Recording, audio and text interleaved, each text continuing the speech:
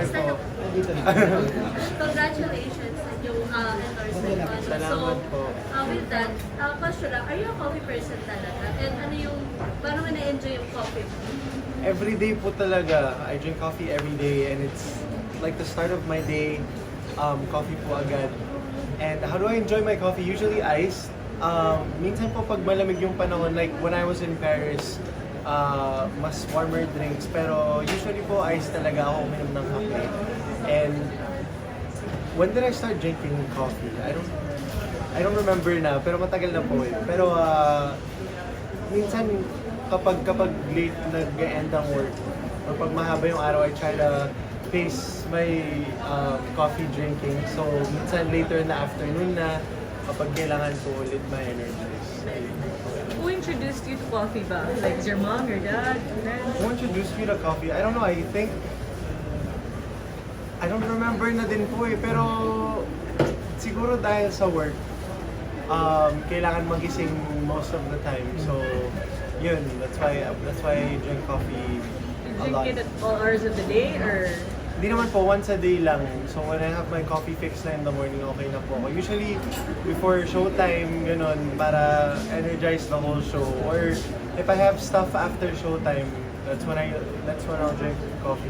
so how did you feel when they first approached you to be the face of this campaign? Alam niyo po, parang minanifest ko siya hindi. Kasi, I don't know, I feel like I drink coffee so much that I've been manifesting for a project like this. Tapos dumating po ang 7-Eleven. And I just feel so grateful and everything happened so fast. Ayun po, ngayon we're here, it's finally revealed and I'm just so grateful po eh. Yeah. So you drink coffee to be awake, to be energized kasi nga 7 days a week kang nagtatrabaho, di ba? Yes po, minsan. Actually, minsan ano na siya eh, for the flavor. But yeah, mostly to stay awake and be energized. I really just like the taste of coffee also. Yeah.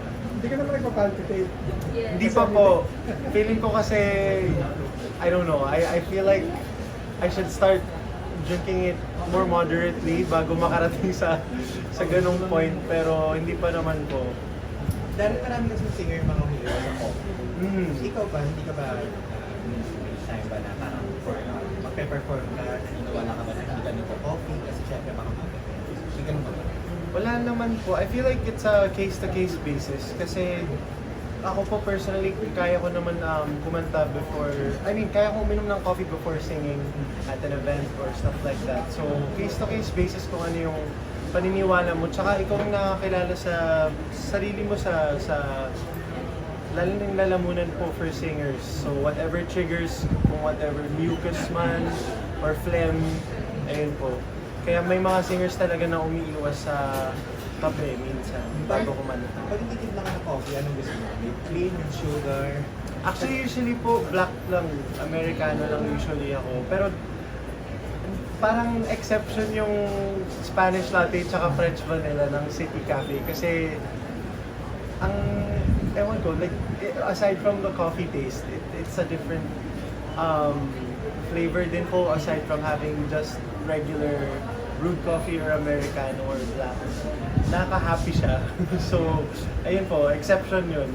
One question na kasi syempre yung iba, naniniwala sila na yung personality depends doon sa how they treat coffee. Naniniwala ka ba?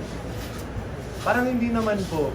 Kasi parang like even though ano ba yung sinasabi sa mga umiinom ng plain lang yung black, yung parang Matapang daw, Yung matapang. hindi daw romantic. oo, parang hindi naman kasi even at ASAP doon ko natutunan uminom ng black coffee because of it's lower in calories tsaka wala siyang sugar. So, natutunan ko yun sa mga co-artists ko. Parang lahat naman po kami sweet naman dahil black coffee yung iniinom. Tsaka lahat kami ay hindi naman ganun kasing seryoso ng black coffee. Sa City Cafe, ano yung go-to drink mo? Yun po talaga. Spanish latte. Spanish latte, French vanilla, tsaka yung Americano po talaga. And minsan, the hot chocolate is really good also. So minsan, baka chocolate din po. Different singers have different ways, some are rituals. How do you take care of your voice aside from not drinking too much of one? How do I take care of my voice? Ano po talaga, water, also proper sleep, vocal exercises, tsaka you can never stop learning po talaga eh. So, vocal coaching, mga ganun po, vocal lessons that you can find also even on the internet po to take care of your voice. Tsaka, ano pa ba? Naniniwala din po ako sa manuka honey, tsaka mga salabat, mga ganun po. Now that you're back, what can your fans look forward to with you sa these coming weeks and months? Of course, ayun po, fresh episodes from ASAP and also it's showtime. And hopefully this year more music po. I hope hopefully I can release my new album, my first album under Star Music also. So ayun po. So dahil yung gising na gising ka na kasi dahil na nagka-coffee ka, tapos 7 days a Yes. week, tapos may mga endorsements. So how do you find me time? How do I find me time? Actually, yung mga araw na showtime po yung nasa sked, tapos wala nang iba after. I consider it a free day. So minsan yayain ko yung mga co-host ko from showtime to eat outside or manood ng sine, mga ganun po. Also, pag weekends naman, tapos walang event, I just spend time at my house with my family. Yun po, minsan may mga araw na kapag wala pong trabaho, nasa kwarto lang talaga ako. Yung me time talaga, and it's just quiet before I face more events and schedules the next day. So ibig sabihin din kasi Darren na yung equivalent ng Bruce Bruce and Gracia, blessings, and then you get to buy what you wanna buy. Yung mga purchase mo, big boy purchases, diba? Yeah. Parang yung recent ka last year yung Cadillac. Wow. So how does that make you feel? Yung ganung purchase, wow, it cost millions or I feel like I actually don't know. Ano po, syempre, I'm very grateful for all of the blessings that have come my way, sa lahat po ng mga opportunities. And I always say nga, kasi yun din yung tinuro ng magulang ko, be able to share what you have, share your blessings with others. So, I find ways to save money while also being able to share my blessings sa family members ko, with my friends, with those na in need po, along with my Diaronatics, may mga charities din po kami tinutulungan. And then, ayun, may mga bagay po ako na pinag-iipunan talaga, whether it be a new car that I have my eye on, or lupa, mga ganun. So, ayun po. So, also invest. Yeah. which you really deserve mo kasi hard work mo ka. Thank you So, po. anything in mind on your next purchase that you wanna Wala naman po. Parang, I'm an impulsive buyer, I'd say. Like, when I see something that I want, I'll try and save up for it, or I'll buy it when I see it. Mga ganun. So, ayun. Kasundo ko nanay ko sa shopping eh. Lalo na pag matagal kami sa mall. Pero when you buy, will you ask your parents permission or it's really kasi you're of legal age naman? Depende po. Kapag alam kong medyo may kamahalan, tine-text ko yung parents ko or tatawagan ko.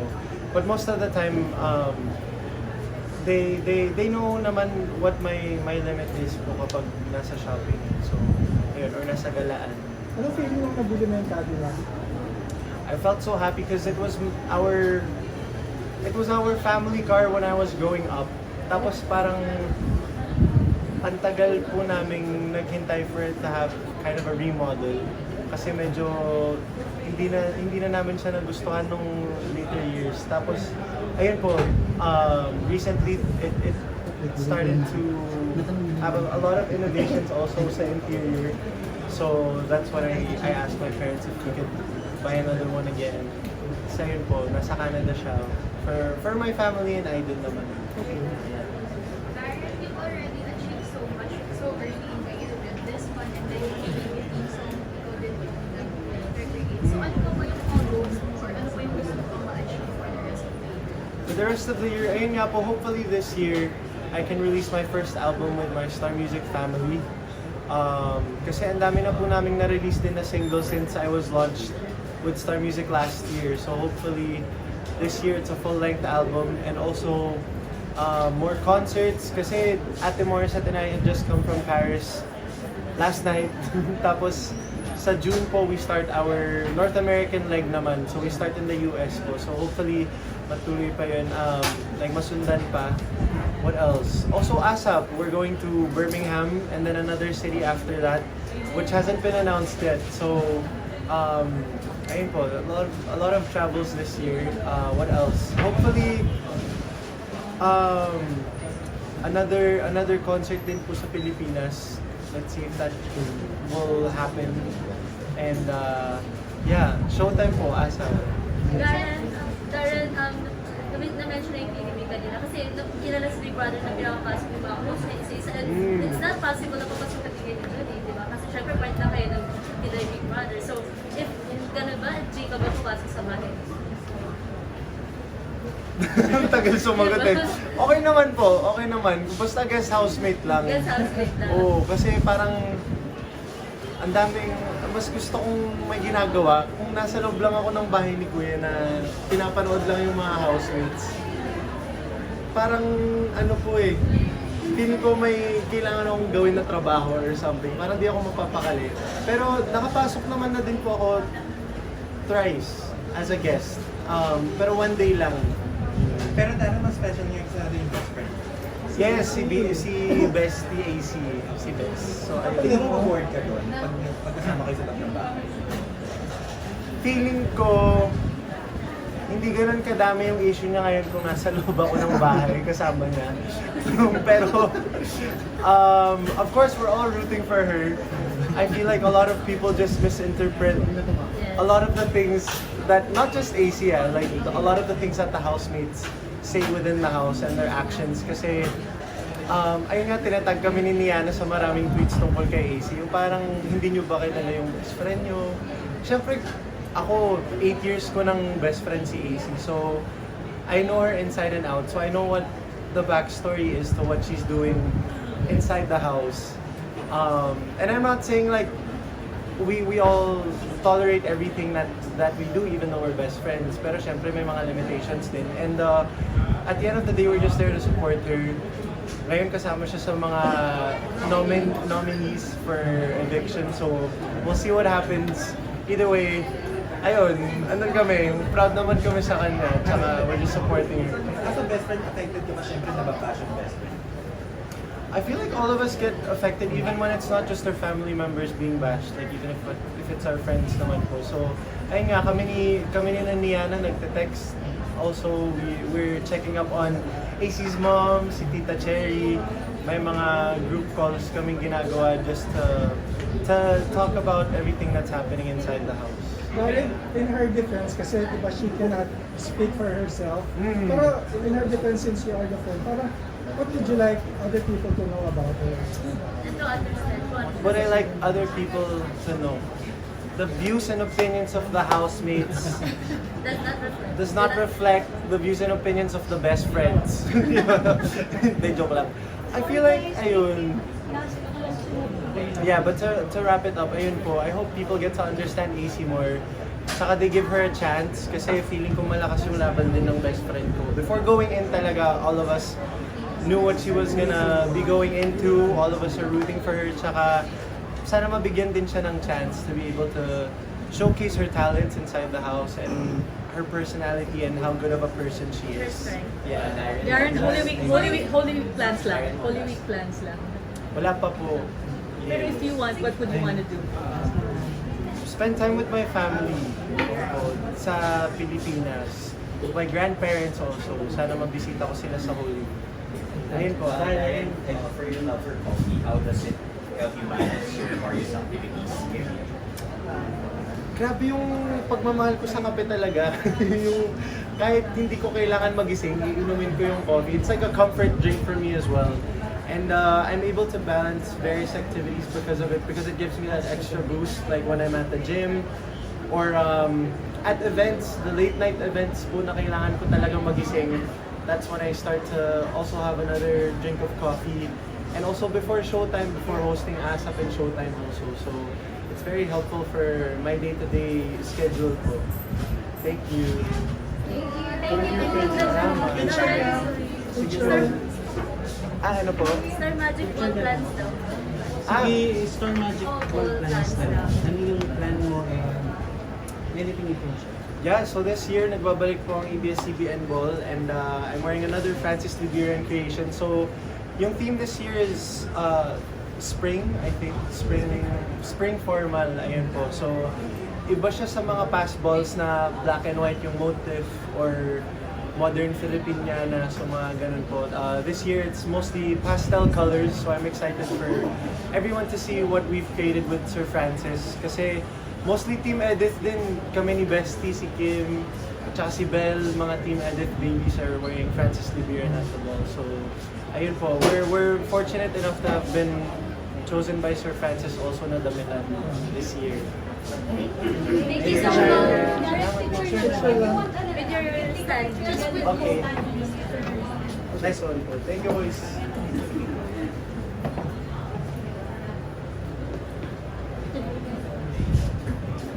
Here, please. Thank you. Darren, Darren. thank you so much, Darren. Thank you, Digga. Thank you po.